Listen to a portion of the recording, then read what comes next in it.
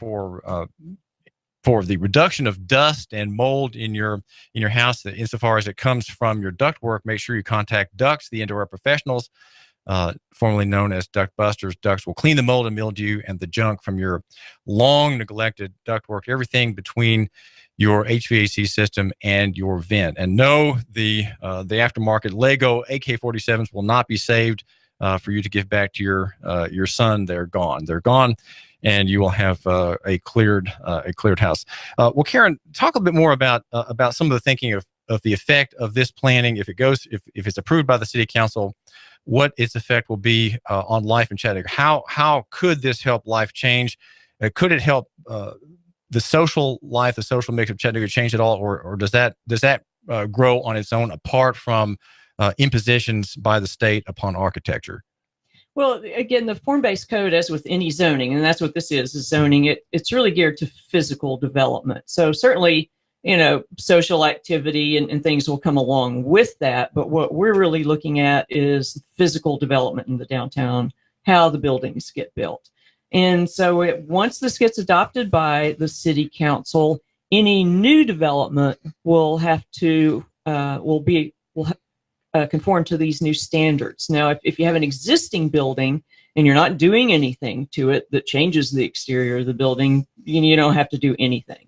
This only applies to new development, new construction, additions to a building, those sorts of things that are going to change the exterior. Now, this I'm holding up for our viewer a sequence of four images. This is Main Street. Is that right? That's correct. Tell how this change takes place. What is the process of it taking place over time, Karen Hundt? Sure. So say you own a piece of property and you decide you want to put a new building on your property. Maybe you want to do a 4-story mixed-use building with some retail on the ground floor and apartments up above, for instance.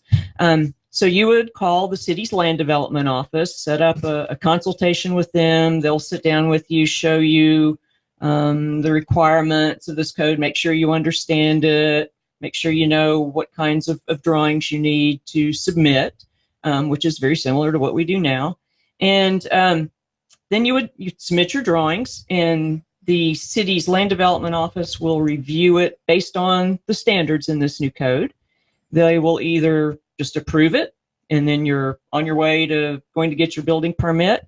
If you're not meeting any or some of the standards, then they will deny it and tell you in writing what specific standards you're not meeting. So you'll know what you need to do to get it into compliance.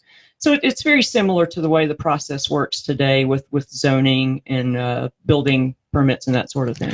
Well, from frame one, the top left frame, to the bottom right frame, where your cut line says a parklet, a sidewalk extension that provides more space and amenities, and bicycle corral replace several on-street parking spaces. So what you have less room for street parking, more amenities for cyclists. There are shrubs, there are benches.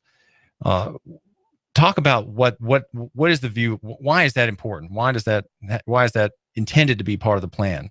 Well, again, we want to make this a very downtown, a very attractive, safe, walkable place. That also includes things like shade when it's 99 degrees outside. But we're working very closely with the city's transportation department to make sure we're not crowding out too much and causing traffic problems. So we're working closely with them to see how much parking are we going to need in the area? Can we include some bike lanes and sidewalks and things? For the most part, sidewalks are already there in the downtown. Is there a bias against the locomotive, the self-locomotion of the Chattanooga and Hamilton County resident? Is there a bias, Karen Hundt, in your and your colleagues thinking against cars? Is there a hostility against self-propulsion? No, actually. I mean, cars are with us. They're going to be around for a while. I love my car. They're a great invention. But in the downtown, again, we also want it to be a very walkable area. And the downtowns are really geared for that. And so we're trying to just make sure we balance accommodating cars and pedestrians and bicycles in transit. So you have a number of options to choose from. Have you had anything to do, Karen, with the thinking that goes behind, or the rules that brought about the city's bicycle lane changes downtown and elsewhere? Not directly, no. The city's transportation department has really been leading that effort. We have your work. We're making notice of your work, Karen Hundt, that is hoping to replace a system of zoning that is not working anymore, where you have there are complaints in your mind and in the part of Mr. Bridger, the director, and others about the shape of downtown, where the focus on zoning has been on the use and not the appearance. Is there a 100-year problem ahead with your plan now? Let's say your plan gets passed, it enters into the code book of Tennessee government, of Chattanooga government, and time passes, decades pass, and we're all gone. Our grandchildren are gray, and our great-great-grandchildren are on the scene, perhaps.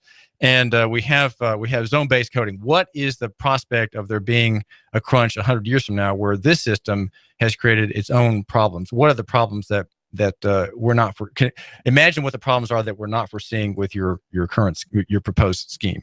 Well, I think with any zoning ordinance, including the one we have now, you occasionally have to go in and amend it. Sometimes it just gets so old you need to overhaul it, which is basically what we're trying to do in the downtown area with this new code. But one of the things we've said is that after the code is adopted, within a year, we're going to go back and take a look at what's been happening. We're going to see, are there any issues, maybe some little glitches, some unique situations we didn't think of that we can change, and do that on basically an annual basis. Because anytime you're dealing with something this large and this complex, you can't think of every possible situation. So we want to make sure we monitor it over the years and give ourselves an opportunity to come back and fix things that might not be working. So you're suggesting that planners can freshen their worn rules, and that's something that actually happens. Yeah, they actually do that. Hopefully so. Yeah. Okay. Well, Karen Hundt, tell my listener where he can find out more about this. You've got some forums ahead. You had one just the other day. Tell us about what happened last week and what's ahead. Well, we have a series of open house events. The first one was last week. We have another one tomorrow, and the third one is on March 3rd. It's going to be held at the Development Resource Center, 1250 Market Street. Anyone is welcome to drop in at any time during the day. You don't have to have an appointment. It's just an open house. Come by and we'll be there. Staff will be there to answer your questions. Also at noon tomorrow, and again at noon on March 3rd, we're going to have a brief presentation that will focus on a specific aspect of the code to give people a little more information. Okay, I think my listener would care about that. Okay, so that's tomorrow at noon at 12:15. 12:50. Thank you, Market Street. Yes. It's an open house all day, but a presentation at noon, just before lunch. You can bring your lunch and listen to the presentation, and there'll be some other ones as well. Well, all right. So, what question have I not asked you, Karen Hundt, that we need to answer in this chat? Well, one of the things that I think I want to remind people of is that A, this is just zoning. B, it's just a draft. So that's what we're doing right now, is getting input from people. We really want to hear your feedback. We've already made some changes to the first draft based on the kind of input and feedback people were giving us. And so we're here to listen, and we want to hear what people have to think about. What kind of changes were they?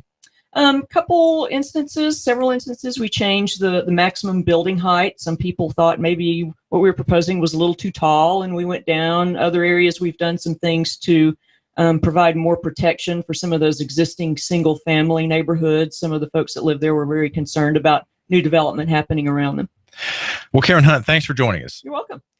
Karen Hundt is overseeing the form-based code proposal that's in draft form. It was published last week, and you can find out more about that by going to Nuganomics.com. I have an interview that I did with Karen not long ago, and also you can find out more by going to Nuga.com, which has a story last week about it. I do thank you for giving us a couple minutes of your time. Thank you.